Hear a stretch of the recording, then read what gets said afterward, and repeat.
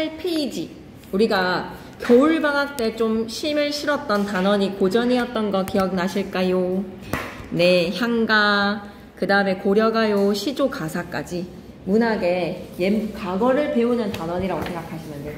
문학의 옛 모습을 살펴보는 단원이다. 그래서 8페이지 단원의 길잡이로 문학사의 흐름을 아는 것이 왜 중요할까요? 라고 하면 문학의 역사를 배우는 단원입니다. 우리가 감상하는 문학 작품들은 개별 작품으로서 가치와 의미를 지니는 동시에 문학사의 흐름과 전통을 형성하는 역할도 한다. 그래서 고전 문학 작품의 주제가 현대 문학 작품의 주제가 계승이 되기도 합니다. 밑줄 끌게요. 주제가 현대 작품의 계승에다가 밑줄 끄시고, 맞습니다. 자연 친화에 대한 정서라든지 이별의 정안이라든지 주제가 작품에 계승되기도 하고 문학 갈래의 고유한 특징이 후대에 발생하는 갈래에 영향을 미치기도 합니다. 그러므로 한국 문학사의 전개 과정에서 나타나는 특성, 갈래나 작품 형식의 변화, 향유층의 다양화 등을 고려를 해서 문학 작품을 수용을 하면 작품의 가치와 의미를 더욱 입체적으로 파악할 수 있겠네요. 문학의 역사를 배우는 단원이다 라고 생각하시면 되겠습니다. 이 단원에서는 한국 문학사의 흐름에서 나타나는 이별의 정안과 주제를 한번 끊어보자. 이별의 정안에다가 밑줄, 자연 친화에다가 밑줄, 그리고 해학과 풍자에다가 밑줄 한번 끊고 가자. 이게 옛 조상님들이 쓰신 문학작품에서 우리한테로 계승이 된 거야. 이별의 정안, 얼마든지 지금 대중가요에서도 이별의 내용들이 많습니다. 그죠? 그리고 자연 친화적인 작품의 주제, 그리고 웃음으로 눈물을 극복하는 해학과, 그리고 돌려가기의 풍자의 정신까지 다양한 문학작품을 감상해 봅시다. 그리고 작품의 주제와 형식, 갈래, 향유층 등을 중심으로 한 작품이 다른 작품과 어떠한 관계가 있는지 이 계승 관계를 좀 잘 보셔야 되는 단원이거든요. 어떠한 관계에다가 밑줄 한번 꺼주시고 한국 문학사의 흐름을 이해하는 단원입니다. 아울러 문학작품을 주체적인 관점에서 해석하고 평가하며 문학을 생활화하는 태도를 길러보자. 문학을 생활화까지 밑줄 한번 끄고 가자. 문학을 생활화. 학습 목표로 가볼까? 한국 문학사의 흐름을 고려를 해서 작품을 수용하겠습니다. 주체적인 관점에서 작품을 해석을 하고 평가하며 문학을 생활화하는 태도를 지녀봅시다. 길잡이 다시 보기로 내려가서 문학작품 수용 시 고려해야 되는 점, 한국 문학사의 전개 과정에서 나타나는 특성, 갈래나 작품의 형식의 변화, 그리고 향유층의 다양화, 작품의 가치와 의미를 더욱 입체적으로 파악할 수 있더라. 그럼 9페이지로 넘어가서 이전에 배운 내용을 떠올리면서 이 단원의 흐름을 한번 살펴보자. 고전 문학 작품을 감상해 본 적이 있는지 한번 생각해 보시고, 자신만의 관점에서 작품의 의미를 해석해 본 적이 있는지 한번 생각해 보시고, 단원 한눈에 보기로 가는데 1단원의 이별의 정안, 이별의 정안을 노래한 한국 문학 작품을 수용해 보자. 가시리도 한번 익혀보는데 가시리 제목 밑에다가 고려가요 라고 좀 적어주세요. 가시리는 고려가요입니다. 그리고 시조 두 편에 시조라는 갈래에 대해서도 살펴볼 거고, 두 번째 단원에서는 자연과의 조화를 노래한다. 정극인의 상충곡 밑에다가는 가사라고 좀 적어줘. 가사라는 갈래를 고등학교에서 여러분은 상충곡을 통해서 배우는군요. 그리고 주제가 자연 친화적인 현대시에서 계승이 되었다. 박재삼 시인의 산에 가면. 3단원에서는 해학과 풍자의 단원 흥부전인데 이제서야 좀 단원에서 할 만한 것들이 좀 나오기 시작했어. 우리 1학기에서의 중간고사랑 기말고사는 되게 막 중요한 단원이라는 느낌이 좀 안 들었고, 중요한 토론임에도 불구하고 학교에서는 막 본문을 다루지도 않고 이랬잖아, 그지? 근데 이제 드디어 가시리, 시조두편, 상충곡, 산에 가면 흥보전, 5작품들이 다 출제 요소들이 되게 뚜렷한 작품들입니다. 열심히 한번 해봅시다. 역량 향상 통합수행 활동으로 한국 문학을 해외에 소개하는 거 뭐 끄덕끄덕. 밑으로 내려와서 핵심 개념 짚고 가자. 이별의 정한이라고 하면 사랑하는 인과의 이별로 인해서 느끼게 되는 한의 정서, 한의 정서에다가 밑줄 한번 꺼주시고, 자연 친화적 가치관은 인간과 자연이 조화롭게 어울리는 삶을 지향하자. 인간과 자연이 조화롭게에다가 밑줄 끄시고 자연 친화. 그리고 해학은 마이너스의 상황도 웃음으로 승화를 시키는 거죠. 인물이나 상황을 익살스럽고 우스꽝스럽게 표현을 하는 쌤은 해학 위에다가는 이렇게 적고 싶어. 웃음으로 눈물 닦기라고 좀 적고 갈까? 해학은 어떤 정신이라고 생각하자. 웃음으로 눈물 닦기. 그래서 일단 해학과 풍자를 좀 잘 구분하셔야 되거든요. 개념에서 해학은 마이너스의 부정적인 상황이지만 좀 낙천적이게 긍정적이게 웃음으로 극복을 할 때 우리가 해악의 정신이다 라고 하고요. 풍자는 어떻게 생각해야 되겠다? 비꼬아서 표현을 하는 돌려까기입니다. 돌려서 비판하기 위해서 비꼬아서 표현에다가 밑줄. 그래서 문학작품의 주체적 감상은 감상자가 자신의 관점에서 문학작품을 해석을 하고 평가하는 것이 문학작품의 주체적 감상 태도. 10페이지로 넘어가자. 이별의 정함. 학습 목표부터 한번 짚고 넘어가겠습니다. 한국 문학사의 흐름을 고려를 해서 사랑과 이별을 노래한 작품을 수용을 하자. 다음 두 노랫말에 나타나는 정서와 태도를 비교를 하겠습니다. 노랫말 한번 들어보시죠. 네가 없어도 난 너무 행복해. 상관없어 내가 가장 소중해. 너 때문에 울며 지새던 캄캄한 밤은 이제 끝이 난 거야. 무슨 노래지? 나 홀로 집에. 그렇게 나는 나 홀로 집에 하고 싶은 거 다 하며 살 거야. 그리고 테디 가시나. 왜 예쁜 날 두고 가시나. 테디가 지은 작품 노래였구나. 예시답으로 내려가셔서 여학생이 듣는 노랫말에서 헤어진 님을 원망하지. 왜 예쁜 날 두고 가시는지, 같이 가자고 약속해놓고 왜 가시는지. 밑줄 긋자. 헤어진 님을 원망에다가 밑줄 끄시고, 이 진짜 딱 고려가요에서의 노래 가사인데 이별의 상황을 안타까워하지. 남학생이 듣고 있는 노래말에서는 헤어진 님에게 미련을 갖지 않겠다라는 이별의 상황을 극복하려고 하는 마음을 노래하고 있어. 그래서 11페이지부터 이제 본격적으로 옛문학의 순서대로 개념들을 정리를 하겠습니다. 무엇을 배울까? 고려가요는요, 고려시대에 주로 평민계층에서 향유되었던 시가 양식입니다. 고려가요에다가 동그라미 치시고 꼭 기억하세요. 고려가요는 무슨 시대 어떤 계층의 노래라고 하면 고려시대 평민계층의 노래라고 떠올리셔야 됩니다. 고려시대에다가 밑줄, 평민계층에다가 밑줄. 서민들의 자연스러운 감정과 삶의 모습을 담고 있다. 서민들의 자연스러운 감정과 삶의 모습에다가 밑줄 쭉 끄시고 고려가요는 평범한 사람들의 진솔된 삶의 모습을 다루고 있다는 거예요. 그래서 고려가요는 입에서 입으로 구비전승이 되다가 구비전승에다가 밑줄 좀 생각해봐봐. 고려시대 때 평민들이 한자를 다룰 수 있었겠어? 고려시대 때 평민계층들은 한자를 다룰 수가 없었기 때문에 입에서 입으로 구전이 되어 오던 고려가요가 조선시대 때 궁중음악으로 수용이 되고 밑줄 그자 궁중음악으로 수용에다가 밑줄 입에서 입으로 전해져 내려오던 이 고려가요가 궁중음악으로 수용이 되고 한글 창제 이후에 한글로 기록되어서 전해집니다. 한글 창제 이후에다가 밑줄 문자로 기록 밑에다가 뭐라고 적지? 한글로 기록이라고 좀 적어놓자. 한글로 기록. 다시 한 번 더 입에서 입으로 전해져 내려오던 고려가요가 한글로 기록이 됩니다. 주로 사문보 분연체 후렴구라고 기억해 주시면 되겠네요. 사문보 율격에다가 밑줄 한번 꺼주시고 사문보의 율격에다가 사문보 밑에다가 좀 적고 갈까? 뭐도 적지? 후렴구. 그리고 연이 나뉘어졌다. 분연체. 사문보, 분연체, 후렴구. 기억해놓자. 사문보, 분연체, 후렴구. 사문보의 분연체의 후렴구 기억해주시면 되겠습니다. 고려가요가 가지고 있는 형식적인 특징 다시 한 번 더. 지금 오늘 하면서 그냥 외워버리자. 고려가요가 뭐야? 라고 하면 고려 말부터 고려시대 때 평민계층의 노래.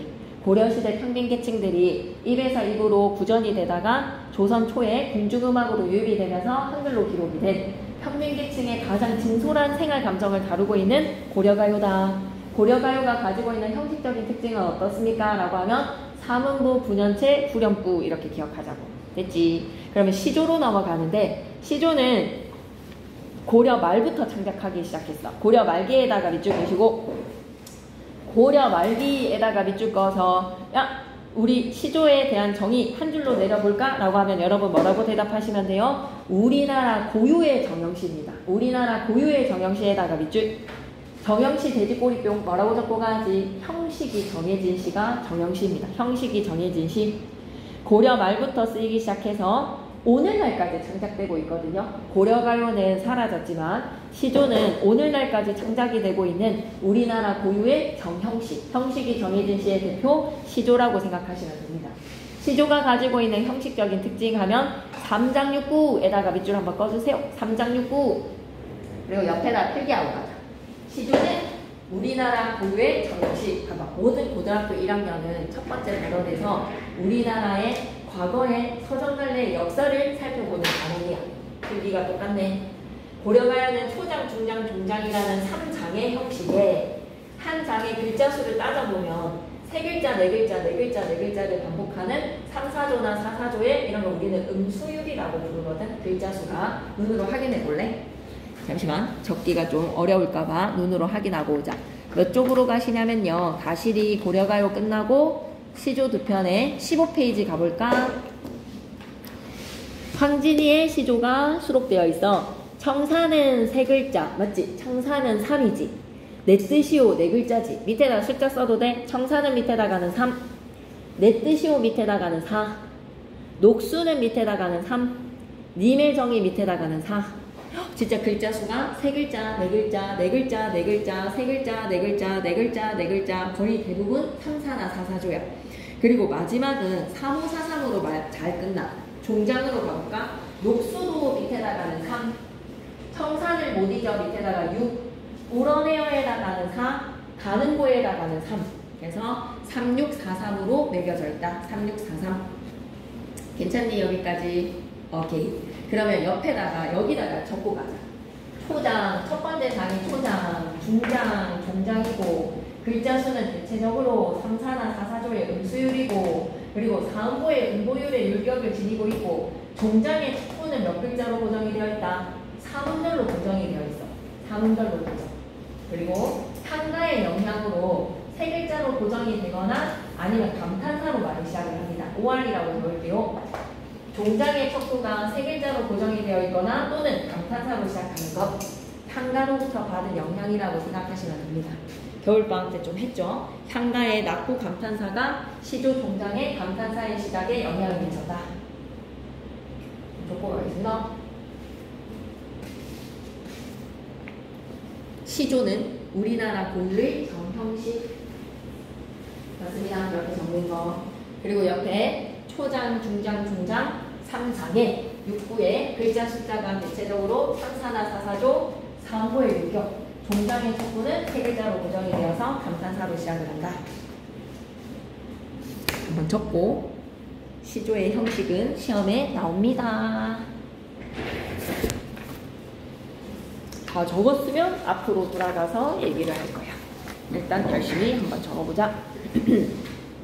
다 적었어요. 그러면 11페이지로 다시 돌아와서 3장 6구에 한 장이 4번씩 끊어 읽어지는 거 눈으로 확인했지.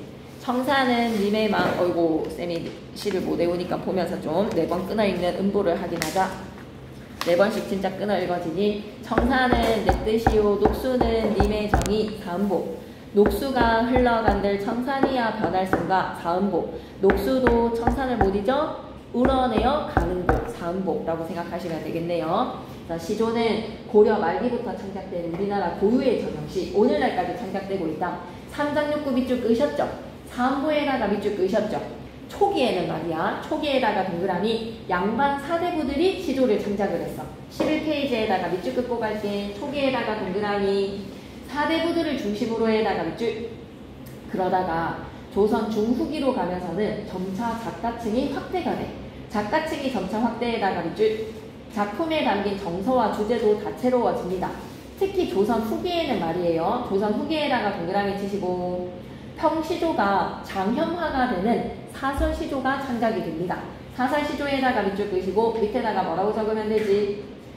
평민계층 창작이라고 적자. 사설시조는 평민계층들이 창작을 한 시조야. 평민계층 창작. 평민계층들이 뭐를 창작을 했다? 사설시조를 창작했다라고 생각하시면 되겠습니다. 사설시조는 평범한 시조에서 중장이 9구 이상 길어진 거야. 그래서 조선 후기에는 평시조가 장형화된 사설시조가 창작 밑에다가 평민계층이 창작이라고 적으셨다면 그리고 평민계층이 창작이라고 적은 거 옆에 찍 긋고 중장이 9구 이상 길어진 게 사설시조야. 그 말을 좀 적고 갈까? 중장이 2구 이상 길어진 중장이 2구 이상 길어진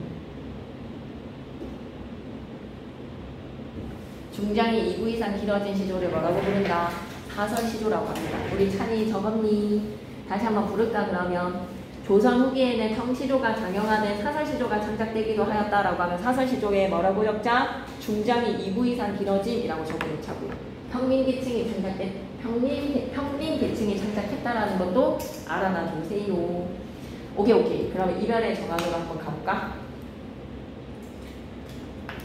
이별의 정안은 사랑하는 인과의 이별로 인해서 느끼게 된 한의 정서야. 이별의 정한에다가 밑줄, 한의 정서에다가 밑줄. 우리 문학에서는 이를 주제로 하는 작품들이 많이 창작이 되었다. 이별의 정한을 노래한 작품들은 이별로 인한 슬픔과 임에 대한 그리움의 정서가 강하게 드러나는 특징도 있고요. 이쪽이자 이별로 인한 슬픔에다가 밑줄, 임에 대한 그리움의 정서에다가 밑줄. 고대부터 오늘날까지 우리 시가문학의 전통 속에서 그 계보가 잘 이어지고 있습니다. 이별의 정한에서 공무도화가 황조가, 그리고 가실이란 서경별곡, 송인에서 황진이의 시조, 진달래꽃까지 이별의 정한이 계보를 이루고 있더라. 자, 그럼 어떻게 배울까도 한번 보고 가시죠. 이별에 대응하는 화자의 태도에 주목해서 작품을 감상을 해보자. 이별의 정한이라는 한국문학의 특성과 가치를 이해해 보시고요. 이별의 상황에 대응하는 화자들의 태도를 비교를 하며 작품을 감상해 보겠습니다. 핵심 정리해서 오른쪽 기투기로 한번 가보실까요? 고려가요. 고려가요에 대한 정의를 한 줄로 내려봐 라고 하면 여러분 바로 튀어나와야 되는 건 뭐다? 고려시대 평민계층의 문학이다. 이 말만 튀어나오면 되겠습니다. 고려시대의 평민계층의 문학이다. 고려시대에다가 밑줄 한번 꺼주시고, 평민계층에다가 밑줄 한번 꺼주시고, 고려시대 평민계층의 문학 고려가요. 특징은 서민들의 자연스러운 감정과 삶의 모습이 담겨져 있습니다. 서민들의 자연스러운 감정에다가 밑줄 끄시고, 삶의 모습에다가 밑줄 한번 꺼주시고, 고려가요가 가지고 있는 형식적인 특징이라고 하면 사문부에다가 동그라미, 후렴구에다가 동그라미, 밑에다 또 뭐 하나 추가시켜야 되지. 사문부, 후렴구 나왔으면 한 개 더 추가시켜야 되는 거 뭐야? 구년체도 하나 추가시킬게. 구년체 하나 더 추가시켜주시고, 그리고 하나만 더, 특징 하나만 더 라고 하면 전승과정의 특징 적고 가겠습니다. 구비전승되다가 궁중음악으로 유입 후 한글로 기록이라고 적자. 조금 길지만 적어볼까? 구비전승되다가 구비전승 후 궁중음악으로 유입 한글로 기록. 민찬이는 여기다가 적으면 되지 않겠니? 구년체라고 적었을 것 같은데, 그리고 하나 더 구비전승되다가 궁중음악으로 유입 후 한글로 기록. 구비전승되다가 궁중음악으로 유입이 되어서 한글로 기록되어서 전해진다 라고 기억하시면 되겠습니다. 고려가요 잘 기억해 주시고, 그냥 학교 선생님이 좀 프린트에 따라서 뭐 향가를 한다든지 이런 것들이 있으면 태영쌤한테 말하면 즉시 프린트 해가지고 막 준비를 해 주실 겁니다. 항상 열성적으로 또 수업을 해 주실 거기 때문에 학교에서 있는 자료들을 선생님한테 잘 전달을 하면 다 살펴주실 거예요. 시조로 갑니다. 시조에서 개념은 고려 말부터 창작하기 시작한 우리나라 고유의 정형시다. 우리나라 고유의 정형시에다가 밑줄 끄시고, 고려 말부터 쓰이기 시작한 우리나라 고유의 정형시. 사라지지 않고 오늘날까지 창작되고 있습니다. 그래서 쌤 생각에는 고려가요 이전에 향가라는 갈래가 있거든요. 근데 지금 동아출판에서는 향가가 빠졌지만 학교 선생님들께서는 향가를 좀 다뤄주실 가능성도 있다. 그랬을 때 프린트를 주시면 그런 거를 이제 태영쌤한테 잘 전달을 해주시면 다 대비가 됩니다. 특징 첫 번째 한번 보실까요? 3장 6구였습니다. 3장 6구에다가 밑줄, 초장, 중장, 동장이라는 3장의 6구. 그리고 음보율은 몇 음보를 택하고 있다? 4음보에다가 밑줄. 초기에는 4대부 중심으로 향유를 하다가 점차 평민계층까지 창작계층은 확대가 됩니다. 그러면서 무슨 시조까지 쓰이게 되게 라고 하면 사설시조요라고 하죠. 그치? 사설시조까지 창작을 하고, 이별의 정한에서 사랑하는 인과의 이별로 인해서 느끼게 되는 한의 정서, 이별로 인한 슬픔과 임에 대한 그리움의 정서가 강하게 드러나더라. 그리움의 정서도 밑줄 한번 꺼주시고, 계속 킵고할게요. 11페이지로 갑니다. 이제 진지하게 한번 가시리를 들어갈게. 고려가요의 대표적인 작품 가시리입니다. 자, 가시리 작장 이상 옆에다가 이만을 좀 하나 적고 갈까? 가시리라는 딱 제목을 보는 순간 여러분 머릿속에 스쳐야 되는 생각은 이별에 대한 수능입니다. 이별 수능이라고 적자. 이별 수능 소극적, 체념적이라고 적을게. 가시리 제목 옆에다가 뭐라고 적고 가자. 이별 수능 소극적, 체념적이라고 적자. 소극적, 체념적. 그래서 가와나는 사랑하는 인과 이별의 상황을 노래한 고려가요랑 시조를 살펴볼 거거든요. 이별에 대응하는 화자의 태도에 주목하는데, 가시리의 화자는 어떤 사람이라고 미리 적고 가자. 이별을 순응하고 소극적이게 체념을 해버리는 순종적인 여인상을 기억하시면 되겠습니다. 작품 미리 보기에서 작품 개관으로 갈게요. 발레는 고려가요고 성격은 서정적, 애상적, 민요적이야. 애상적에다가 밑줄. 임과의 이별을 중심으로 이별의 정한. 그런데 딱 연이 기승전결의 사연으로 이루어져 있어. 근데 화자의 태도도 점점점 이별의 상황에 대해서 원망을 표출을 하다가 전 부분에서 바로 이별의 상황을 받아들이고 님에게 재회를 소망하면서 고운님을 보냅니다. 가자마자 돌아오세요 라는 소망으로 시를 마무리를 하거든요. 기승전결에다가 밑줄. 고려가요가 가지고 있는 형식적인 특징 다시 한 번 더 밑줄 긋고 갈까. 삼음보에다가 밑줄, 후렴구에다가 밑줄, 사연에 연이 나뉘어져 있는 분연체야. 특히 후렴구에 위질질과 대평성대로 통해서 연이 나뉘어져. 그래서 삼음보, 후렴구, 분연체 기억해 주시면 되겠습니다. 삼음보, 분연체, 후렴구 기억하시면 되겠네요. 그러면 작품의 구성에서 1년에 이별의 슬픔과 안타까움 느끼고 2년에서는 나더러 어찌 살라고 날 버리고 가시는 거야 라고 원망을 합니다. 원망에다가 밑줄. 그렇지만 곧 3년에서 가자마자 돌아오세요 라는 이별에 대한 체념을 드러내죠. 체념에다가 밑줄. 그리고 받아들이는 거야. 붙잡아 두고 싶지만 서운하면 안 올까봐 두려워서 라는 이별의 상황에 대해서 체념을 하고 사연에서는 뭐라고 얘기하지? 재회에 대한 소망으로 마무리. 소망에다가 밑줄. 가자마자 돌아오세요.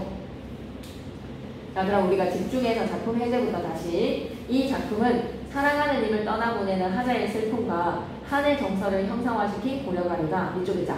임을 떠나보내는 하자의 슬픔과 한의 정서를 형상화에다가 밑줄 한번 쭉 꺼주시죠. 임을 떠나보내는 하자의 슬픔과 한의 정서를 형상화에다가 밑줄. 우리 민족의 보편적 정서인 이별의 정한을 잘 나타내더라. 이별의 정한에다가 밑줄. 자, 그리고 삼음보의 율격에다가 밑줄 한번 더 꺼주시고 이별의 감정이 효과적으로 드러납니다. 차니차니 화이팅! 13페이지 한번 보자. 이별의 상황에 대한 하자의 태도, 후렴구의 기능인데 얘들아, 이건 이별의 노래잖아. 근데 후렴구에서 태평성대를 외치고 있어. 이거 노래의 상응이 돼? 아니면 너무 동떨어진 이질적인 후렴구야? 둘 중에 우리가 뭐라고 대답해주면 되겠다. 선생님, 이별의 내용인데 태평성대를 외치는 거는 좀 먹미스러운데요? 위질증과 태평성대에다가 밑줄 한번 긋고 갑시다. 본문 내용에서 위질증과 태평성대 밑줄 끄시고 미리 답을 적고 갈게요. 위질증과 태평성대 밑줄 끄시면서 옆에다 뭐라고 적자?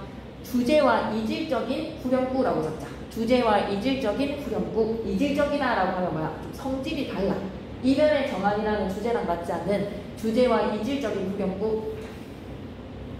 하살표 하시고 궁중음악으로 유입되고 난 후에 추가 삽입된 구절이라서 그래.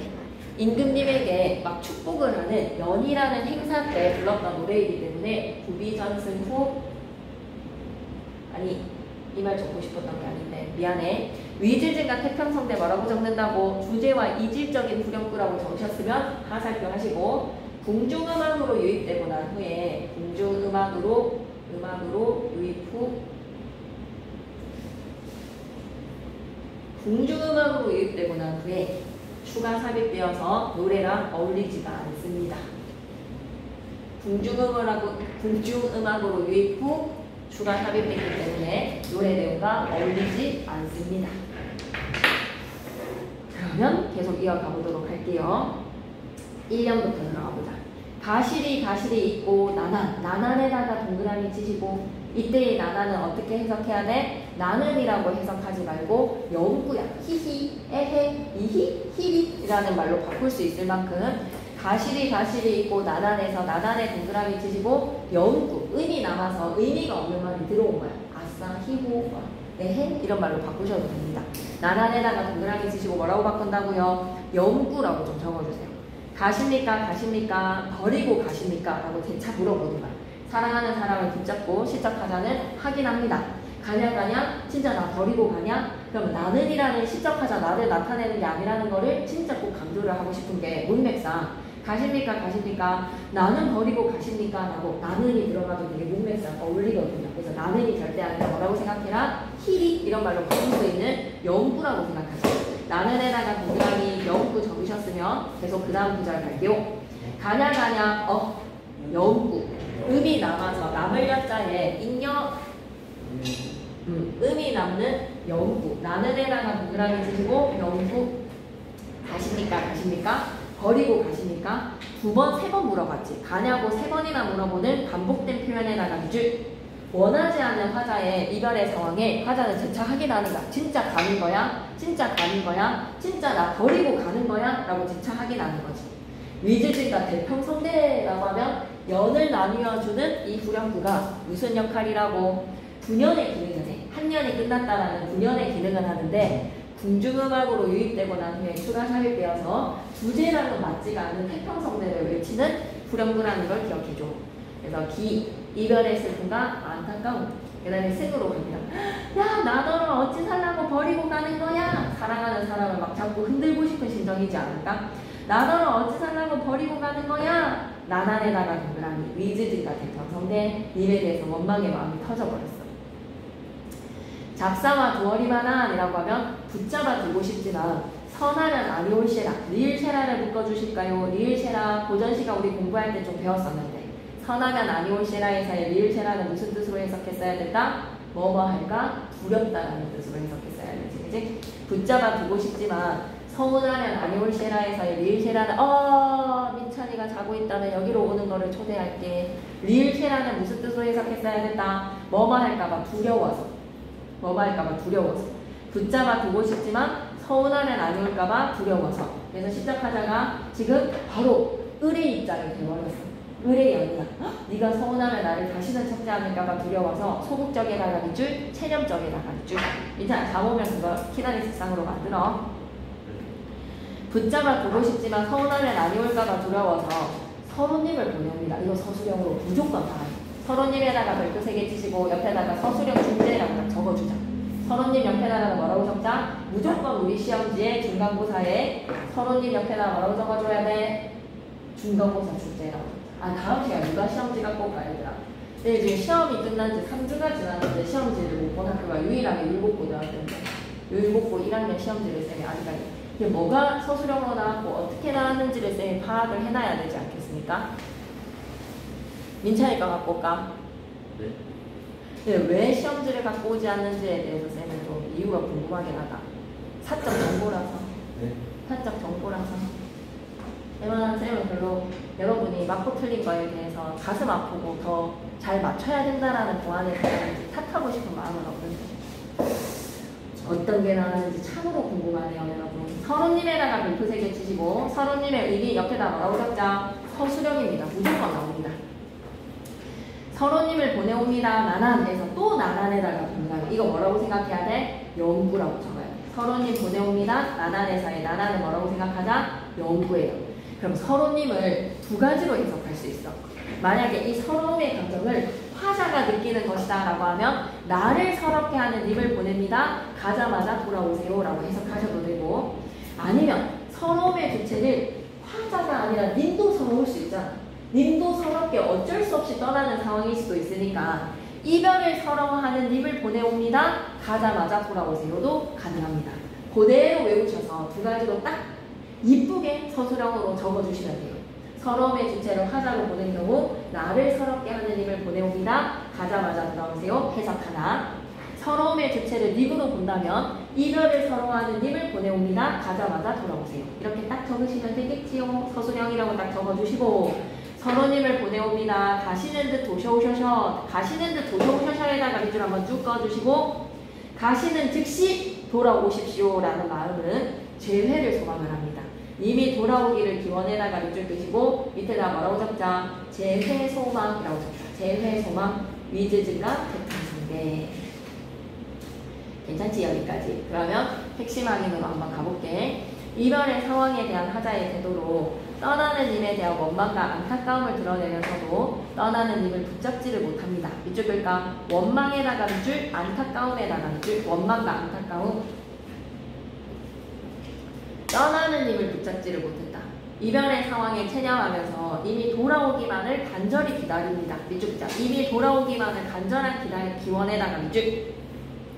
그래서 하자가 얘기하는 거는 뭐야? 가자마자 돌아오라고. 간절히 기원하는 거야. 소극적에다가 밑줄, 수동적에다가 밑줄. 됐지? 그리고 쌤은 소극적, 수동적 밑에다가 이런 말도 적고 싶어. 체념적, 순종적 여인의 모습입니다. 순종적, 떠나는 힘을 붙잡지 못하는 순종적인 마음. 웃자고 우리 민찬이 후렴구의 기능과 특징에다가 별표 3개, 위질증과 대평성대에다가 별표 3개 무조건 나옵니다. 후렴구의 기능과 특징 역시 서술형 후보. 서술형이라고 적어주실까요? 서술형이라고 적을 수 있을 만큼 준비를 해야 될 거 아니에요. 서술형이라고 적을 수 있을 만큼 좀 준비를 해줘야 되는 거. 나의 손가락을 보겠니? 어디를 가리키고 있는지. 별표 3개입니다. 꼭 기억해 주셔야 됩니다. 자, 가볼게요. 각 연의 끝에 반복적으로 사용이 되니까 반복은 항상 뭐가 형성이 된다는 걸 기억해야 된다? 운율이 형성이 돼. 운율 형성에다가 밑줄. 매 연마다 들어가면 통일성이 부여가 되거든. 통일성 부여에다가 밑줄. 그래서 태평성대는 작품의 내용과 어울리지 않는 구절로 말로 전해져 내려오다가 궁중음악으로 편입되는 과정에서 첨가된 것으로 추정이 됩니다. 쌤이 아까 필기했던 내용 나오죠? 밑줄 긋고 가자. 궁중음악으로 편입되는 과정에서 첨가된 것으로 추정해다가 밑줄. 왜? 노래 내용이랑 너무 다르거든. 그리고 후렴구의 기능에서 화자의 정서를 심화시킨다라고 하면 오할까 백사이다.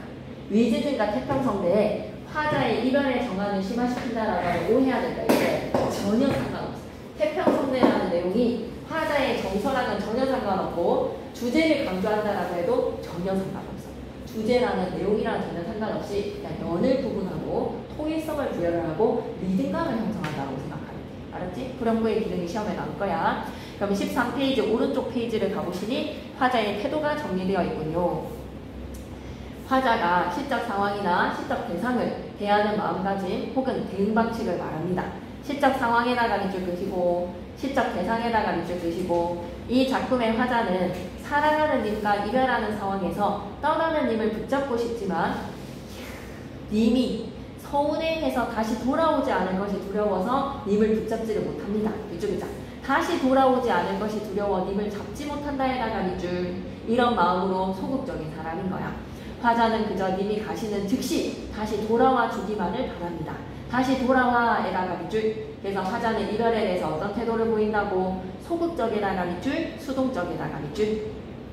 후렴구가 해주는 역할. 각 연의 끝부분에 반복되는 후렴구는요. 후렴구에다가 동그라미 치시고요.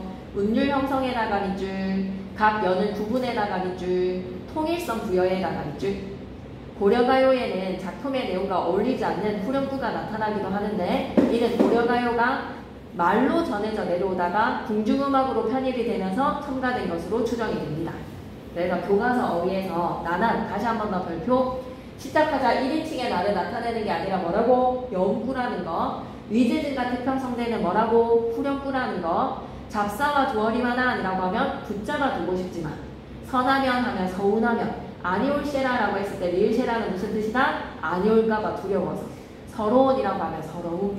괜찮지? 그러면 14페이지 킵고 할게. 시조두편 역시 이별의 정한이야. 시조두편 역시 밑에다 이별의 정한이라고 적어요. 이별을 대하는 시각화자의 마음가짐인데 어떻게 이별을 대하는지 한번 생각해보자. 황진이 옆에다 기녀라고 적죠. 기생이라고 말하기에는 좀 그래서 기녀라고 할게요. 기생 여자를 기녀라고 합니다. 양반 사대부들이랑 같이 술잔을 나누면서 서로 노래 짓고 시 짓고 하는 거에서 기녀들이 양반들이랑 같이 놀았기 때문에 기녀시조가 조선 초에 많이 창작이 되었어. 황진이는 쌤이 생각했어요. 지금의 아이유인 것 같아요. 다재다능한 엔터테이너로서 조선의 장안의 화제였습니다. 그래서 황진이가 어떤 노래를 불렀느냐, 언제 태어났고 언제 죽었는지에 대한 기록이 뚜렷하진 않지만 그녀가 남긴 노래는 많다. 거문고나 노래, 한시나 시조 등 다방면에서 예술적 소양이 뛰어났고요. 주요 작품으로는 동짓달 기나긴 밤 이런 게 있으니까 수업 시간에 무조건 황진이의 다른 작품을 좀 프린트로 하거나 좀 언급을 하지. 그런 소스를 이제 바로 쌤한테 좀 옮겨야 된다는 거야. 그래야지 아주 완벽한 시험 대비가 될 수가 있어. 청사는 내 뜻이오부터 시작을 하는데 갈래는 완전 오리지널 사이즈. 우리가 피자나 햄버거를 시킬 때 오리지널이 가리잖아요. 그죠? 딱 평범 사이즈입니다. 평범 사이즈. 3장육구 45자 내외. 종장의 척구는 세 글자로 고정. 사항고의 율격 3사조나 4사조. 이거 기억하시면 됩니다. 갈래는 평시조로서 성격은 비유적이고 대조적이야. 대조적에다가 밑줄 한번 꺼주시고 이것도 놓칠 수가 없다. 비유랑 대조 두 가지를 생각해줘. 비유적, 대조적. 님을 향한 변함없는 사랑으로 청산과 목수야. 특징 첫 번째는 화자의 마음이 자연물에 빗대어서 형상화가 되었어. 자연물에 빗대어에다가 밑줄. 특징 두 번째는 대조적 의미의 시어를 사용해서 주제의식을 강조해. 대조적 의미의 시어에다가 밑줄 끄시고 밑에다가 뭐라고 적어놓자? 청산 vs 녹수라고 적자. 대조적 의미의 시어 밑에다가 뭐라고 적는다? 청산 vs 녹수. 이게 대조적이야. 청산은 변하지 않아도 녹수는 변해. 하지만 녹수도 나를 못 잊어서 울면서 흘러가는구나. 작품의 구성에서 미리 예고편 보고 쉬고 갈까요? 초장 부분에서 변함없는 나의 마음과 움직이는 님의 마음. 변함없는 위에다가는 불변이라고 적어줘. 난 1편 단심이야. 나의 최애는 딱 하나로서 변하지 않아. 변함없는 나의 마음 밑에다가는 위에 변함없는 위에 뭐라고 적는다고? 불변. 버뜩 그러나 움직이는 님의 마음 위에다가는 뭐라고 적고 가면 되지? 가변이라고 좀 적자. 가변. 움직이는 님의 마음 가변. 그래서 옆에다 대조. 불변과 가변이 대조를 이루고 있습니다. 님은 변해도 변하지 않아 나의 마음은 밑줄 글자. 변치 않는 나의 마음에다가 밑줄. 그리고 마지막 종장 부분에 님도 내가 변하지 않게 너에 대해서 일편단심이니 나를 잊지 않았으면 좋겠어. 나를 잊지 않기에다가 밑줄. 작품의 대로 가겠습니다. 이 작품은 님에 대한 자신의 마음을 자연물에 비유해서 전달하지요. 자연물에 비유에다가 밑줄. 변하지 않은 청산의 속성과 가변적인 녹수의 속성을 대조를 합니다. 밑줄 한번 다시 끄고 갈까? 변하지 않은 청산에다가 밑줄, 가변적인 녹수에다가 밑줄. 야, 나는 너 하나밖에 없는데 너만 바라보는데 나는 변하지 않는 마음인데 너는 왜 변하냐? 라는 것을 대조적으로 제시를 해서 밑줄 한번 끄고 갈게. 화자의 변치 않는 사랑과 지조에다가 밑줄 한번 끄고 갈게. 화자의 변치 않는 사랑과 지조에다가 밑줄. 됐어. 그럼 본문 내용을 한번 보고 그 다음에 나무도 바위도 없는 작품 개강 갈게. 바로 본문 내용으로 가보자. 청사는 내 뜻이요 슬래시로 샥. 청사는 내 뜻이요 슬래시 한번 샥. 녹수는 님의 정. 사용된 표현기법 2개 찾아. 사용된 표현기법 2개 찾아주세요 라고 하면 뭐뭐 적을래? 청사는 내 뜻이요 슬래시 녹수는 님의 정이. 사용된 표현기법 2개 적어주세요 라고 하면 뭐뭐 적으면 되지? 됐고 또 청사는 내 뜻, 녹수는 님의 정. A는 B. 은유. 됐구랑 은유법 사용했네. 청산의 A는 내 뜻이다 B. 녹수는 A, 님의 정의 B 라고 해서 은유랑 됐구. 청사는 내 뜻이고 녹수는 님의 정. 비유적인 표현에서 은유 그리고 문장 구조가 짝을 짓고 있는 됐구까지. 여기까지 괜찮습니까? 오케이. 그럼 계속 갈게. 녹수가 흘러간들에다가 슬래시 청산이야 변할 순간. 녹수가 흘러간들 밑에다가는 뭐라고 적지? 가변. 청산이야 변할 순간 밑에다가는 뭐라고 적지? 불변. 근데 얘들아 변할 순간라고 물어봤으니까 무슨 법이야 이거? 야 녹수가 흘러가도 청산이 변하겠어? 라고 하면 무슨 법? 서리법. 잘했어. 서리 라고 적고 하자. 변할 순간 옆에다 서리. 그러니 녹수도 청산을 못 잊어서 변함없는 누구의 마음에? 나의 청산의 마음에 울면서 흘러간다. 울어내어에다가 밑줄 끄시고 내다가 가다였던 거 기억나십니까? 그래서 울어내어라고 하면 울면서 흘러간다. 그래서 청사는 내 뜻, 녹수는 님의 정. 사용된 표현기법의 은유랑 대꾸를 기억해 주시고 녹수가 흘러가는 가변이라도 청산이야 변할 순간라는 불변의 마음. 녹수도 청산을 못 잊어서 울면서 흘러가는구나. 표현상의 특징으로 한번 짚고 가볼까? 청산은 변함없는 하자의 마음입니다. 불변성에다가 밑줄 한번 꺼주시고 녹수는 가변적인 이랬다가 저랬다가 변하는 님의 마음이에요. 님의 마음에다가 밑줄. 그래서 대조를 통해서 님에 대한 변함없는 사랑을 강조하고 있다. 님에 대한 변함없는 사랑에다가 밑줄. 괜찮지? 그래서 은유의 비유적 표현이랑 대조, 대꾸, 그리고 서리까지 표현기법 잘 기억하셔야 됩니다. 그리고 시조이기 때문에 형식 3자 6구 45자, 3사나 4사조, 그리고 4음부의 율격, 종장의 촉구는 세 글자로 고정이 되어 있는 오리지널 사이즈의 형시조를 살펴본 거예요. 그리고 다시 14페이지로 돌아와서 나무도 바위도 없는 작장 이상의 노래니까 하하 옆에다가 뭐라고 적어야 돼? 평민계층 창작이라고 적자. 평민계층이 창작을 하다 보니 누가 지어졌는지도 몰라. 작가가 누군지도 몰라. 평민계층 창작이라는 걸 기억해야 되겠어. 사설시조는 평민계층이 창작을 하였구나. 자, 그래서 작품 개간의 관례는 사설시조, 성격은 수심가와 이별가, 제재는 인과의 이별을 바탕으로 님을 여인 슬픔이야. 오호, 님을 잃었구나.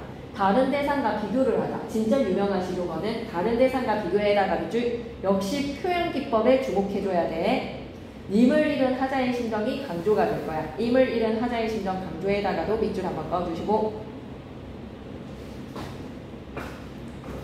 자, 그러면 이제 주목하자. 거듭되는 시련을 나열에다가 밑줄. 근데 사자성어를 한번 생각해봐봐. 시련이 거듭될 때 우리가 사자성어를 연거푸 안 좋은 일이 또 안 좋은 일, 안 좋은 일이 생길 때, 안 좋은 일의 콤보가 터질 때 서리 위에 눈이 내렸네? 설상가상이라고 하죠. 거듭된 시련에다가 밑줄 끄시고 설상가상, 눈 위에 눈설자에 눈 위니까 설상이죠. 거기에 더해집니다. 뭐가? 설이다. 설상가상. 눈 위에 서리 상자 사용해서 눈 위에 서리가 내렸다. 설상가상을 거듭된 시련의 연거푸. 그러면 표현 기법은 뭘까요? 얘들아? 나열이라고 하면 나열에다가 밑줄 끄시고 나열이 되었다는 건 이거 무슨 법을 얘기하는 거지?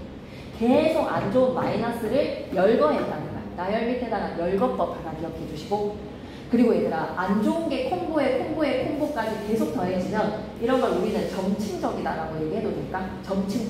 점층법도 하나 기억해 주세요. 나열의 열거법과 점층법이 쓰여서 시험에는 반드시 뭐가 나올 것이다? 표현 기법이 시험에 나올 겁니다. 거듭되는 시험연의 나열에서 극한 상황을 실감나게 표현을 하더라. 다음 작품의 짜임새의 초장에 매한테 쫓기고 있는 까투리의 마음. 까투리의 마음에다가 밑줄 끄시고 얘들아 매한테 쫓기고 있어. 까투리가 뻥이라고 생각하면 되거든. 이제 죽은 거야. 얘는 매한테 쫓기고 있는데 숨을 곳도 없는 곳에서 까투리가 쫓기고 있어서 이제 오늘 내 저녁 식사가 되는 거야. 밥이 되는 거야. 매한테 쫓기고 있는 까투리의 마음 사자성어로 좀 접목할까? 매우 위태로움을 나타내는 절체절명의 상황이야. 절체절명.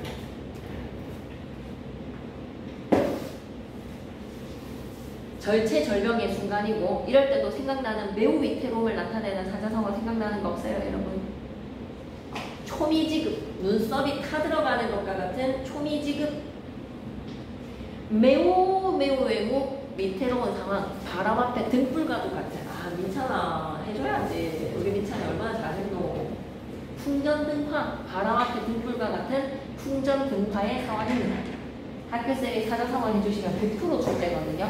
꼭 기억하셔야 돼요. 바람 앞에 등불과 같은 풍전등화.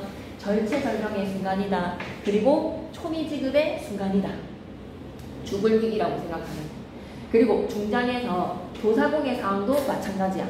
매우 위태로움. 바다 한가운데에서 타선 직전이야. 배가 부러지기 직전의 상태로 해적을 만난 거야. 수적을 만난 애다가 밑줄 도사공의 마음. 역시 풍전등화, 절체절명, 초미지급인데 똑같은 사자성어 적으면 재미없으니까 도사공의 마음도 똑같이 매우 위태로움에 다른 거 적고 갑시다. 백척간두. 백척이나 되는 긴 장대 위에 끝부분에 서 있으면 간당간당 하겠지. 매우 위태로움을 나타내는 말 백척간두. 사면이 초나라로 둘러싸여서 매우 위태로운 상황이야. 사면 초가.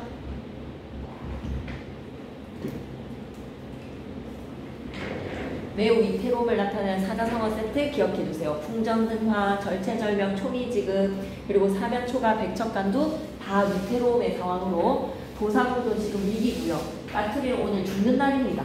그런데 얘네들은 다 요강에 똥 싸는 것이 꿀 빠는 거야. 왜? 나 엊그제 님이랑 이별했거든. 다 있다가라는 화자의 심정은 진짜 마이너스의 극한의 상황에 빠져있는 사람들도 나랑 비교해서는 꿀 빠는 거다. 하고 싶은 이야기는 뭐야? 내가 제일 아프다라는 거야. 다른 무엇과도 비교할 수 없는 님을 여인 내 마음이 제일 괴롭지라는 것으로 화자의 괴로움의 심정을 다른 대상과의 비교법을 통해서 드러내는 거예요. 비교법, 다른 대상이 처해진 상황을 열거랑 점층적으로 제시를 했고 그리고 화자가 제일 괴롭다라는 심정을 강조하기 위한 비교적인 표현까지. 작품의 예제는 이 시에서는 무조건 시험에 나오는 게 뭐라고? 표현 기법이 시험에 나올까요? 수사법이라고도 하거든. 님을 여인 상황에다가 밑줄 한번 꺼주세요. 화자가 처해진 님을 여인 상황에다가 밑줄. 슬픔과 절망감을 다양한 수사법을 사용을 해서 표현한 시조입니다. 슬픔에다가 밑줄, 절망감에다가 밑줄, 수사법의 표현 기법. 까투리와 도사공의 절박한 상황을 까투리와 도사공의 절박한 상황 진짜 죽을 위기인데 이거에 견주어 밑에 나가는 비교라고 써요. 비교를 해서 야 다 있다. 너네는 야 씨 꿀 빠는 거야. 난 엊그제 님이랑 이별했어. 다 조용히 해. 라는 거지. 임을 여인 참담한 심정에다가 밑줄 것이고 임을 여인 참담한 심정에다가 밑줄. 그럼 이제 15페이지 본문 내용으로 들어가 볼게요. 야 나무가 없어. 그럼 민둥산이야. 숨을 곳이 없다는 말. 나무도 없고 바위도 없어.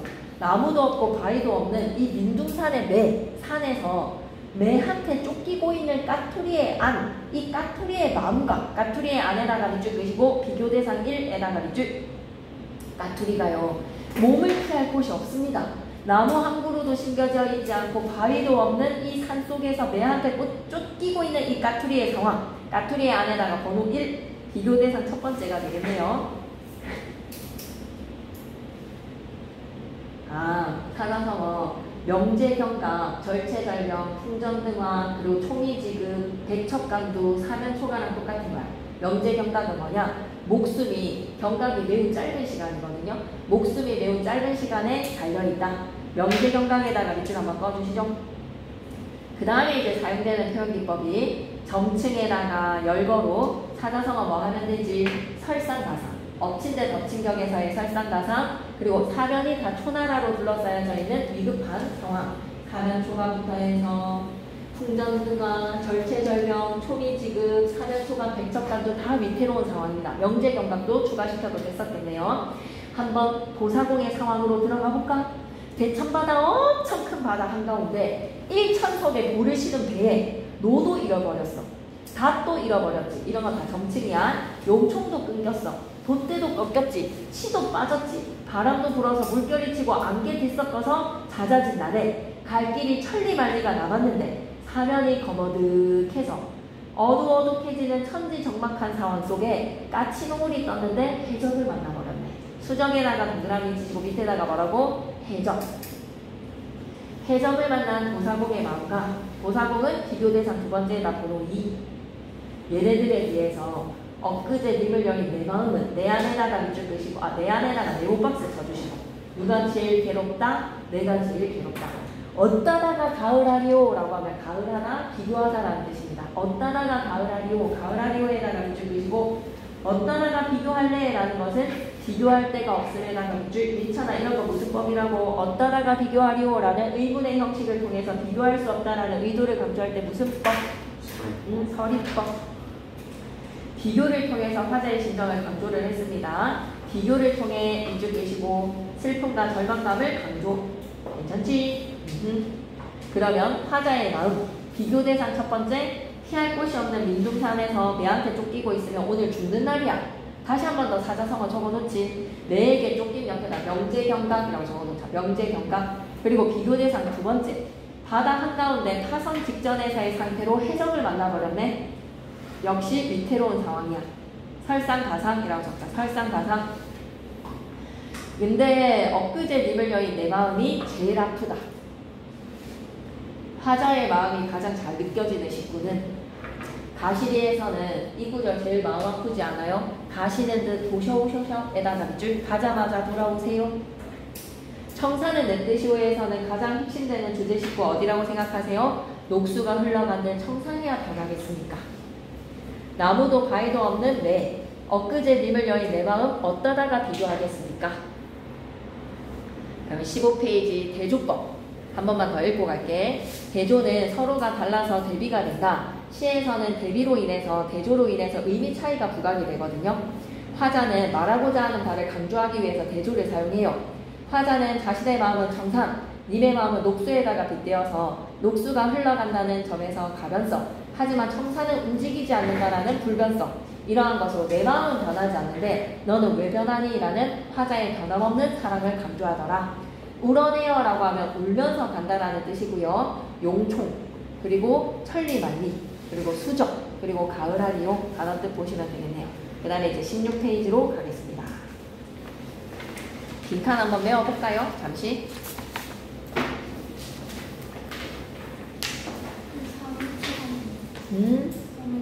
사면초가가 초나라랑 한나라의 전쟁에서 항우라는 이 초나라가 이제 졌어.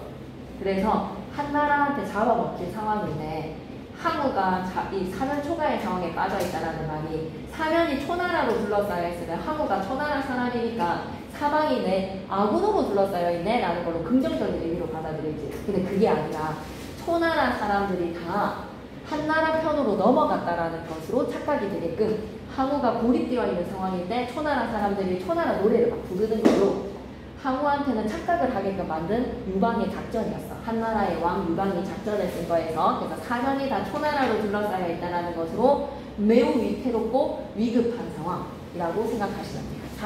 사면이 초나라로 둘러싸여 있다. 사면초가 생각하시면 됩니다.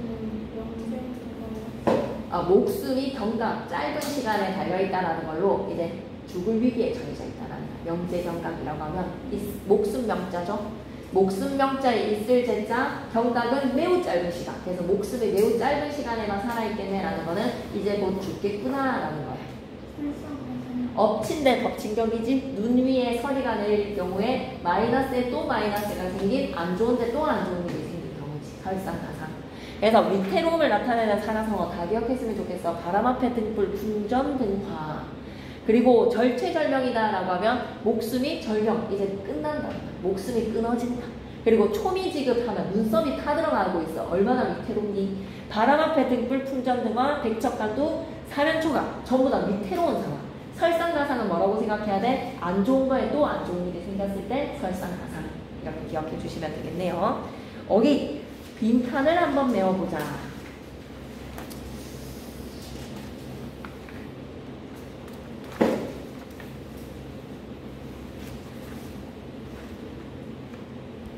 빈칸 메워보자. 가시리 고려가요.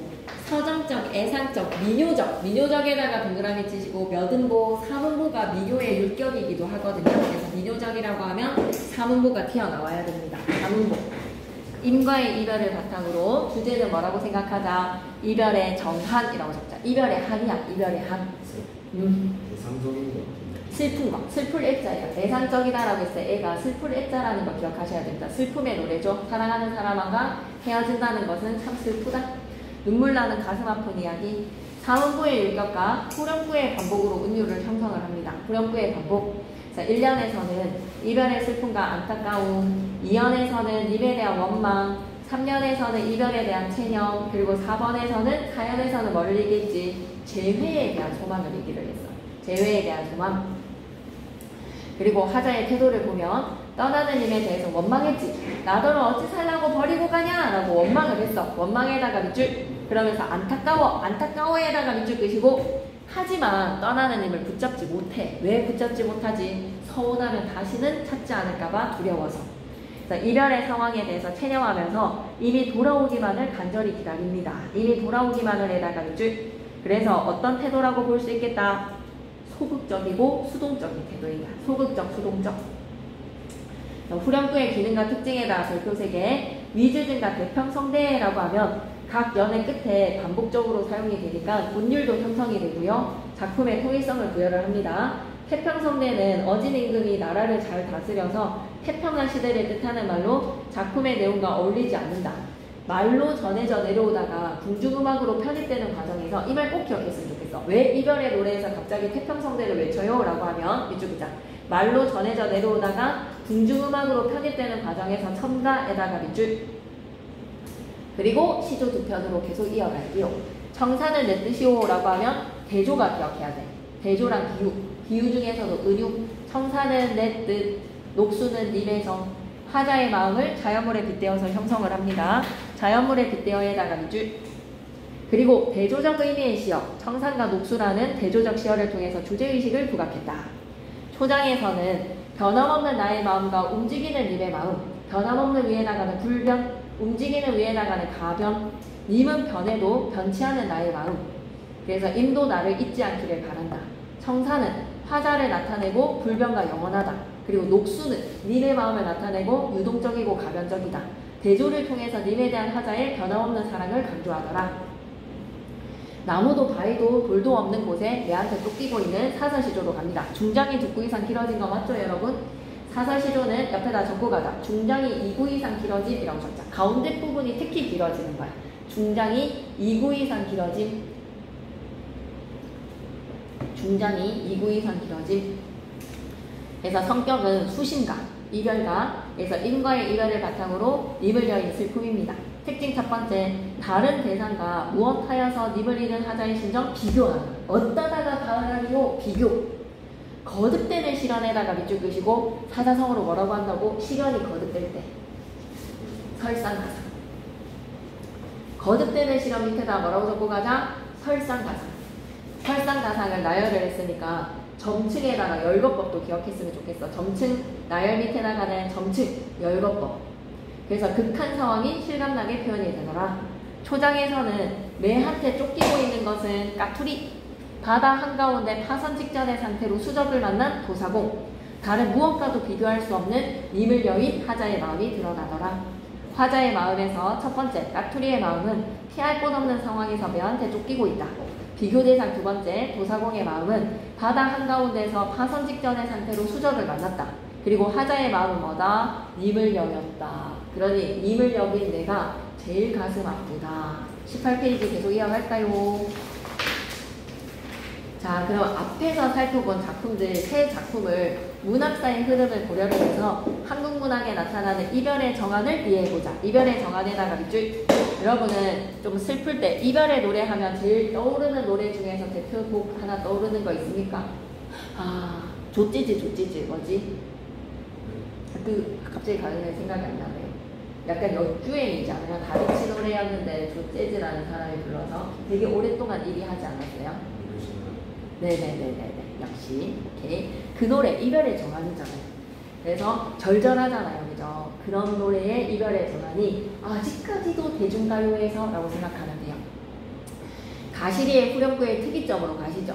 후렴구에서 위즈진과 태평성대에서 태평성대는 어진 임금이 나라를 잘 다스려서 태평한 시대를 뜻하는 말이야. 오? 이별의 상황에서 왜 태평성대를 외쳐? 라고 하면 가시리의 후렴구는 궁중의 악곡으로 수용되는 가정에서 첨가가 된 것입니다. 밑줄을게요.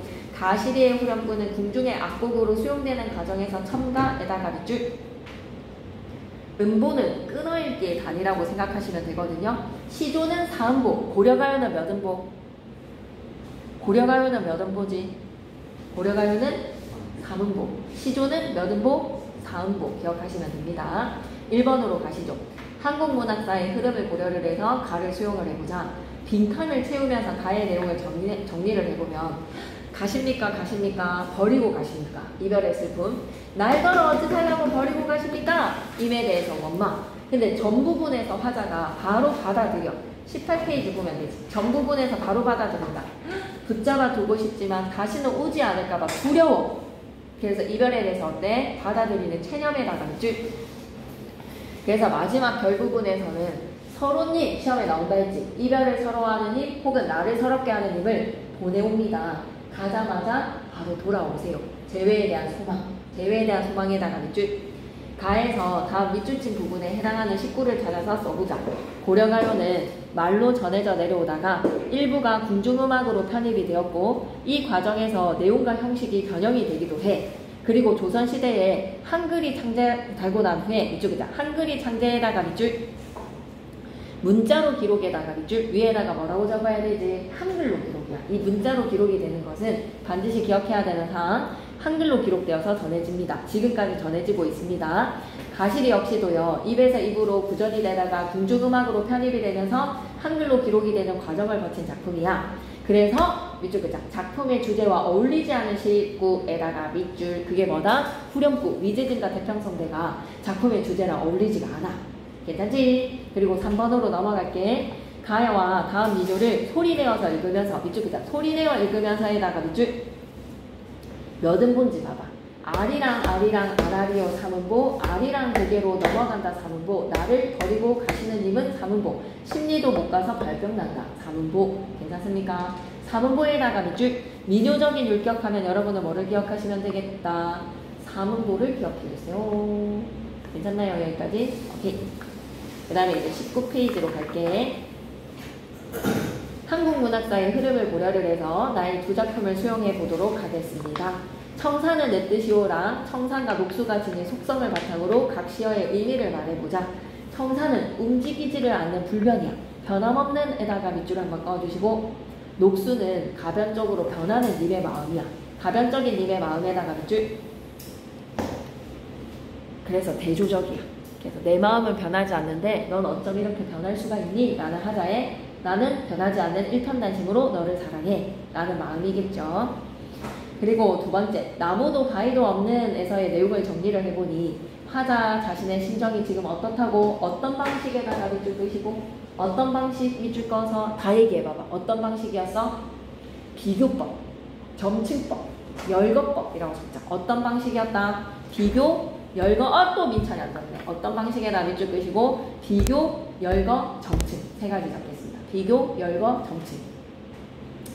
초장에서 매한테 쫓기고 있는 까투리의 상황, 사자성어로 뭐라고 표현이 된다고? 명제경각이라고 적을게요. 매한테 쫓기고 있는 까투리의 상황, 옆에다 명제경각. 바다 한가운데 수정을 만난 도사공의 상황, 뭐라고 적어야 되지? 설상가상. 대표되는 사자성어 하나씩만 적었습니다. 님을 여인 하자의 심정이 제일 가슴 아프다는 거야. 그래서 님을 여인 하자의 마음을 절박한 상황에 처한 까투리, 밑줄 그자. 절박한 상황에 처한 까투리에다가 밑줄, 도사공의 마음에다가 밑줄, 슬프고 절망적인 심정입니다. 슬프고 절망적인 심정에다가도 밑줄. 그럼 3번으로 가볼게. 다음은 조선 전기에 창작된 시조거든. 너무 중요해. 조선 전기의 창작에다가 밑줄. 주제가 좀 달라 얘들아. 총 교과서에 지금 살펴본 작품 수는 몇 개야? 4개야, 4개.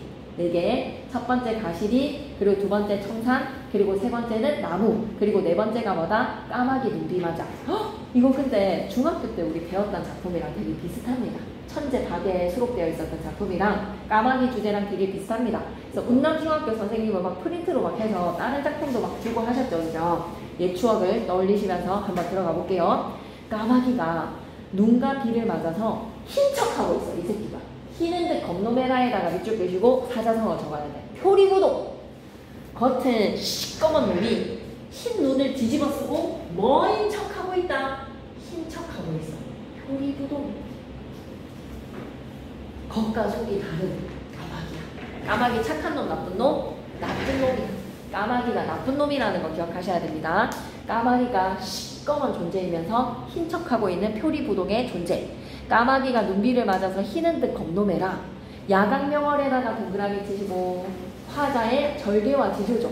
스님, 절개가 뭐예요? 지조가 뭐예요? 라고 하면 한임금을 향한 충성심. 라인이 확실하다라는 거야. 박쥐같이 이리 붙었다 저리 붙었다가 아니라 야강명월에다가 동그라미 절개 지조라고 좀 적어줘. 절개랑 지조가 있다라는 말인즉슨 뭐다? 일편단심이다. 야강명월이 밤인들 어두우랴. 어두우랴 옆에다가는 민찬아 무슨 법? 밤인들 어둡지 않다라는 것으로 반대의 질문의 형식 던졌으니까 아까 무슨 법이라고 얘기해줬지? 서리법. 님향한이라고 했을 때 이때의 님은 누구라고 생각해야 되지? 세조한테 왕권을 뺏긴 단종을 향한 일편단심. 박팽년은 목숨으로 단종을 향한 충성심을 지켜냈습니다. 일편단심에다가 밑줄 이런 걸 뭐라고? 지조와 절개. 고칠 줄이 이시랴. 이시랴 밑에다가 또 무슨 법? 고치지 않는다. 이시랴 밑에다가 서리법. 자, 그래서 다 정리를 해보자. 까마귀 눈비마자는 조선 초에 단종을 향한 충성심이기 때문에 박팽년이라는 양반 사대부가 지었죠. 오리지널 사이즈의 평시조로 3장 6구 4음보 그대로의 율격을 보여주네. 정사는 내 뜻이어도 조선 초중기입니다. 기녀가 이별의 정안에 대해서 3장 6구 4음보의 형식을 보여주죠. 나무도 바위도 없는 에서의 사설시조는 조선 후기에 평민기층이 창작을 한 거야. 그래서 오리지널 사이즈에서 변형이 된 모습은 어때? 중장의 길이가 2구 이상 확대가 되었습니다. 중장의 길이가 길어짐에다가 밑줄. 그래서 아마 이 박팽년의 노래에서 LINK가 좀 많이 이루어질 거야. 그런 것들을 쌤이랑 좀 잘 얘기를 해야 되니까 수업 시간에 하는 이야기들을 잘 전달을 해놓으세요. 알았죠? 쌤이 계속 주시를 하고 있을 테니까. 제재기간으로 갑니다. 갈래는 평시조고요. 성격은 우의적이고 의지적이고 비판적이야. 우의적에다가 밑줄 한번 꺼주시고 의지랑 비판으로 돌려가는 거예요. 누구를? 까마귀와 같은 이 간사한 간신들을 야광명월이랑 까마귀가 대조적이지. 야광명월은 밤이 돼도 밝은 모습을 유지하는, 까마귀는 힘 척하는 표리부동의 대상. 님을 향한 일편단심은 변할 줄이 있으랴. 화자의 심정을 자연물에 의탁해서 드러냈습니다. 자연물의 의탁에다가 밑줄 서리법을 사용해서 화자의 의지를 강조하더라. 서리법에다가 밑줄 무려 2번이나 사용했거든요. 밤인들 어두우랴 고칠 줄이 있으랴. 2번의 서리법으로 화자의 의지가 강조가 되더라. 그 다음으로 넘어가서 20페이지 갑니다.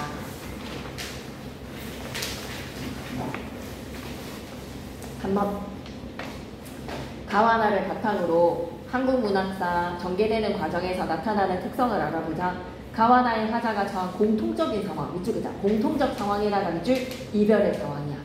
그 상황에 대응하는 각 화자의 정서랑 태도는 어때? 사랑하는 님과 이별하는 상황에서 사랑하는 님과 이별에다가 밑줄 가시리는 떠나는 님을 붙잡지 못하고 떠나보내면서 님이 돌아오기만을 기다려. 님이 돌아오기만에다가 밑줄 그리고 청산을 냈듯이오에서는 님에 대한 변치 않은 사랑과 지조를 드러내. 사랑 지조에다가 밑줄 나무도 바위도 없으네서는요. 님을 읽고 엊그제 님을 여인 내 마음 어떠다가 비교할 수 있겠어. 절망에다가 밑줄 얘네들은 꿀 빠는겨. 근데 아마 이 이별에 정하는 세트가 다 시험에 나올 수 있거든요. 그래서 링크로 좀 걸릴 수 있는 작품들이니까 계보가 이어지고 있다는 것으로 쌤이 계속 주시하면서 선생님께서 박쌤과 그 다음에 우리 김슬기쌤이 어떻게 이게 박쌤이 수업하실 거야. 성함 어떻게 됐지? 안영규. 어디에서 비유를 생각했을까 나는. 안영규에서 꼭 비유대 이미지가 있었는데 안영규 선생님께서 쌤 생각에는 1단원을 맡으실 것 같고 괜찮아. 잠시만 쌤한테 목차를 보여주겠니? 안영규 쌤이 1단원 무조건 하실 것 같고 그 다음에 김슬기 쌤이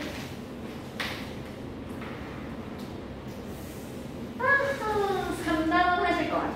김슬기 쌤이 3단원에 세조과정 투인상은 바로 중간고사에 시작하시고 한글 맞춤법과 올바른 표기법 나갈 것 같은데 그래도 1단원에 쌤 생각에는 흥부전까지는 나가놓고 학기 시작하면 일단 3-1은 김슬기 쌤이 이만큼 설명할 수도 있고 요만큼 설명할 수도 있기 때문에 김슬기 쌤이 수업 나가는 거를 따라가면 좋기 때문에 1단원을 다 끝내놓는 게 제일 좋습니다.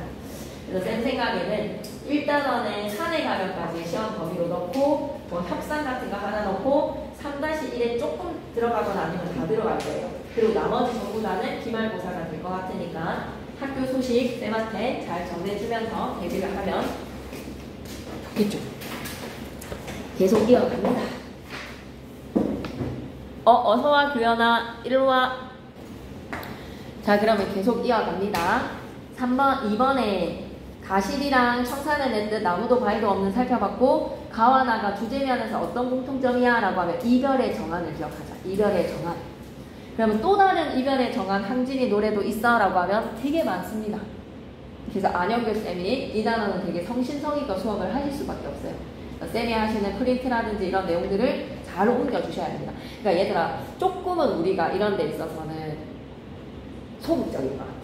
쌤을 좀 힘들게 해야 되는데 쌤을 좀 힘들게 하지 않는다라는 거에서 학교 수업이 끝나고 나서 이런 거 언급을 하잖아. 그러면 누군가가 하겠지라고 생각하지 마시고 단톡에나 그냥 날리세요. 안영규 쌤이 오늘 이런 거 했어요? 라는 거에서 사진 찍어서 그냥 단톡에다가 우리가 공유를 하면 아은이가 했네? 그러면 희경이가 안 해, 윤경이가 안 해도 되겠지? 미안해. 경이라는 거에서의 포인트로 윤경이가 안 해도 되겠지? 라는 걸 알 수가 있잖아. 그치? 그러니까 누가 먼저 그냥 단톡에다가 조금만 적극성을 발휘를 해서 이 단원이 진짜 안영규 쌤이 어떻게 설명하는지에 따라서 되게 많이 준비가 적중을 엄청 할 수 있어요. 안영규 쌤이 좀 흘리듯이 하는 이야기도 여러분이 좀 옮겨주시면 쌤이 정확하게 시험 문제를 예측해줄 수 있는 단원이기 때문에 그런 걸 그래서 단톡방에 태영쌤도 있고 쌤도 있는 거에서 여러분의 소식을 다 보면서 쌤이 태영쌤한테 자료적인 측면에서 서포트를 하겠습니다. 수업의 면에서는 굉장히 열심히 해주시는 선생님이니까 여러분한테 되게 아낌없이 해줄 쌤이에요. 그러니 좀 그런 소식을 전해주시면 이런 프린트를 쌤이 찰떡같이 만들어줄 테니 그리고 좀 시험 문제를 보여줘서 쌤한테 어떻게 내셨구나라는 거를 파악하게끔 해줘야지 쌤도 예측될 수 있는 부분들을 태영쌤이랑 교류를 하겠습니다.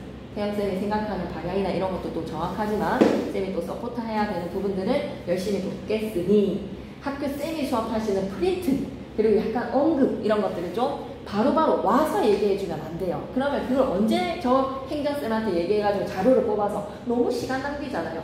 그냥 바로 수업 끝나고 나서 쌤한테 그냥 날리세요. 그러면 쌤이 그 토요일날 오기 전에 다 만들어 놓을게요. 만들어 놓은 걸로 즉시 수업하면 되잖아요. 근데 쌤이 느끼기엔 1학기에서의 여러분의 호흡은 그게 좀 너무 안 맞았던 것 같아요. 와가지고 쌤이 듣는 이야기 너무 많죠. 네, 그렇게 되지 않게끔 여러분이 조금은 이 사랑을 좀 주세요. 국어라는 과목에 사랑을 주면 국어 과목은 가장 올리기 쉬운 과목이 국어라는 생각이 듭니다. 21페이지 계속 이어갈게요. 4번에 다음은 이별의 상황을 노래한 현대시야. 가와 나를 비교해서 감상을 해보자 라고 하면 이건 좀 끊기는 게 아쉬워. 그래서 다음 시간의 시작은 4번부터 시작한다 라고 쌤이 전달을 할 터이니까 중간고사 2학기 파이팅 한번 해봅시다. 알았죠? 이거는 현대시는 다음 시간에 딱 이어가면 될 것 같고 22페이지 가보자. 어휘력 키우기 23페이지로 마무리 지을게요. 23쪽. 자, 한국문학의 특성에서 주제별의 정리로 우리는 뭘 살펴봤다? 이별의 정한을 살펴봤습니다. 사랑하는 님과의 이별로 인해서 느끼게 되는 한의 정서, 우리 시가문학의 전통 속에서 그 계보가 이어지고 있더라. 가시리에서는 화자가 체념과 기다림, 세 편의 작품을 모두 사랑하는 님과 이별한 상황을 노래하고 있다. 사랑하는 님과 이별한 상황에다가 화자의 정서나 상황에 대응하는 태도는 조금씩 다르다. 청사는 내 뜻이오에서는 가시리의 화자는 떠나는 님을 붙잡지 못하고 체념했지. 이쪽이다. 체념에다가 밑줄, 소극적에다가 밑줄. 청사는 내 뜻이오에서는 님이 변하더라도 자신은 변하지 않는다. 이쪽이다. 님의 마음이 변하더라도 님을 향한 자신의 마음은 변하지 않을 것에다가 밑줄. 사랑과 지조에다가 밑줄. 지조의 사랑을 보여줬어. 나무도 바위도 없는 데서는 님을 향한 자신의 마음이 그 무엇과도 비교할 수 없다는 점을 강조하면서 님을 잃은 슬픔과 절망감을 표현을 했습니다. 그래서 안영규쌤이 서경별곡 동동 언급할 수 있거든요. 동짓달 기나긴 밤 어제 내일이야 언급할 수 있거든요. 이걸 현대시의 김소월의 진달래꽃 언급할 수 있거든요. 이런 힌트를 조금 수업시간 얘기하거나 아니면 단도직입적으로 그냥 수업을 하실 수도 있습니다. 이런 부분들의 소식을 단톡에다가 공유하자라는 쌤의 간곡한 청을 전달하며 다음 시간부터 혜영쌤이랑 서정이가 올 때 깜짝 놀랄 수도 있겠다. 그지? 서정아 영상으로 다음 시간부터는 우리가 7시에 독서 수업하죠. 7시 독서 수업하고 8시 반에 율곡고 문학 수업도 이제 같이 이어가는데 혜영쌤이 수업을 해주시고 서연이도 올 때, 시우도 올 때 알고 있었으면 좋겠습니다. 고생하셨어요.